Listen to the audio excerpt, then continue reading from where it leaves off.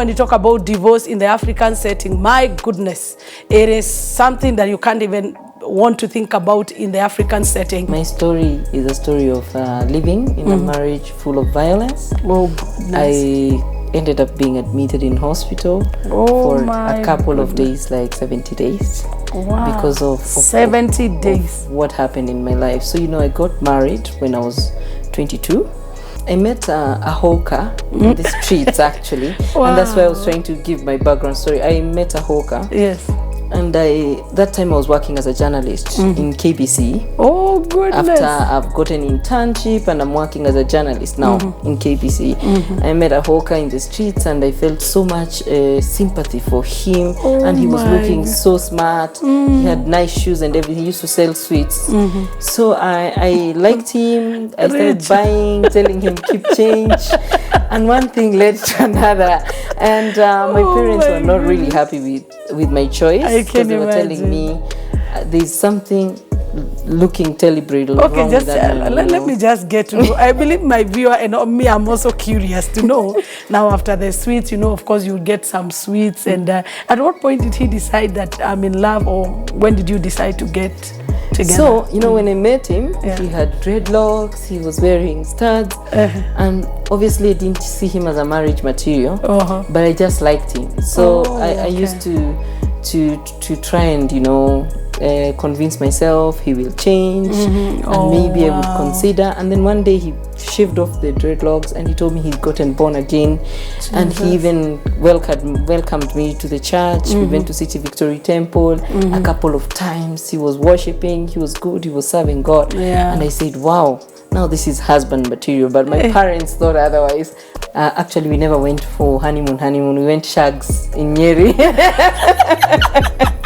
Okay, who's shags? That was shags. His shags. Yeah, that was our honeymoon. The house did not even have a bed. We were sleeping on the mattress. Oh my goodness! And 3 days down the line, that was love. Fast beating.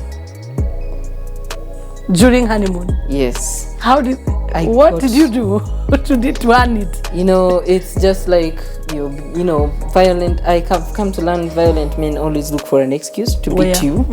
So, like for example, if they send you to the shop, if you go and stay and then come back a bit later, they tell you umetoka, to see another boyfriend or something like that. And I was like, wow. This is like his problem. And I used to believe he will change. So I went to church. I know. I told my pastors, and my pastors told me, you can't quit the marriage. Lazima uvumilie. You've got to pray for your husband. He will change. So I prayed. I can imagine. Prayed. Yeah. And let me tell you, one of the saddest things that I remember in my marriage life, one of my saddest moments was when I have cooked. I serve my husband food, and then he takes the hot food and smashes it on my face. Oh, Jesus. Or I'm sleeping, I have served you food, I've done everything, I've gone to sleep.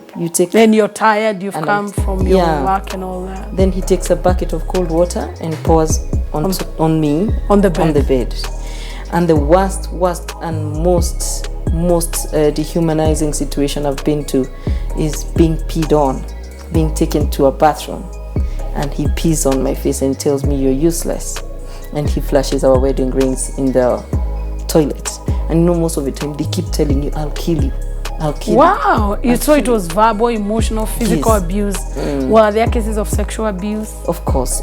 I had the worst cases. Those days I'm telling you, when he could go for 3 days, he comes and you don't want it, and he comes and says, you have to have sex with me. Wow. And you don't know whether you have HIV or what. Yeah. In fact, that's one of the things I had to struggle with after my divorce, because I had to go with my mom to check whether I have HIV, because I didn't know where this man was going. I think, and every woman watching us there, it's important to note that sometimes the violence that is inflicted on you is not your fault. And don't just stay there because the man is saying sorry. And probably there could be men who are also going through the same. We've seen them come out clean, that they are also being abused. He stopped a matatu. By bad luck, that matatu, the way you stop it and it had already passed. Yeah. It came and stopped slightly ahead of me. So I thought since there are so many people and he doesn't want public drama, he'll just go to the matatu. So I felt safe. So I sat at the shop, and when he reached near me, and the matatu has stopped, it's waiting for him. When he reached near me, he said, "You think I can't beat you from here?" He took a big stone and he hit me on the face. Then he went. I fell.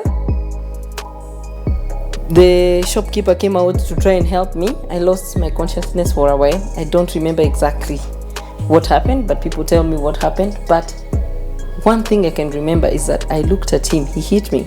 I looked at him. He went and boarded that matatu, and nobody asked him anything. Even the passengers that were in there? He boarded that matatu and he left. And nobody asked him anything. And he hit me with a big stone. I went to Central Police Station. I asked to see the OCS. Thank God. And when I saw the OCS, I told him, "I'm going to be killed.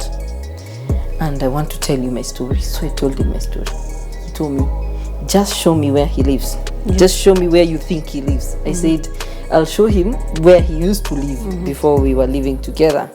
Because he also left the house. The landlord told me he also left the house. He couldn't pay. Of course. So he left. And he left everything in the house. Did they come looking out for you? No, the sisters were very good to me. But their big sister, when he noticed the violence and everything, she took them. So they were safe at that moment. So the police looked for him. They even tracked him on phone. This OCS was so helpful. And they took him and they jailed him for 2 days. But poor me, I still had that compassion in me. I went and paid 10,000 shillings to get him released. So you paid 2,000? 10,000. 10,000 to have him released? Yeah, after 2 days, I felt so much bad that I've taken him in. And so the OCS took him and told him, "I'm telling you this, don't ever call Rachel." So he was given a, what is it called? An restriction order. Restriction order. Yeah. Not to come near me, a kilometer.